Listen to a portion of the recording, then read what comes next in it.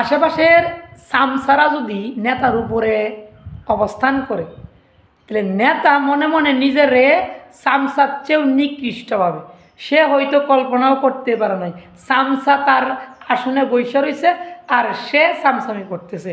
তো ওইগুলা নেতা কখনোই মানুষের উপকারে আসতে পারে না। তো আপনাদের আশেপাশে যেই নেতাগুলা সামসা বেশি পাওয়ার, নেতার পাওয়ার কম, ওই নেতাগুলা থেকে দূরে থাকুন।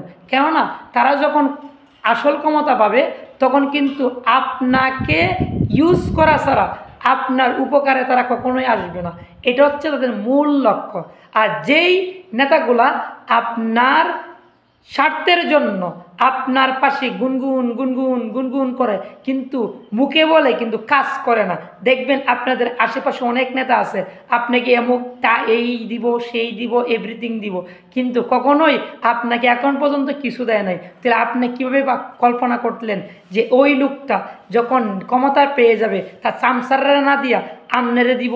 তাহলে এটার থেকে সাবধান হন। আর মনে রাখেন, সামসামি নেতা যারা আছেন এরা কখনোই আপনার উপকারে আসে না আর আসবেও না।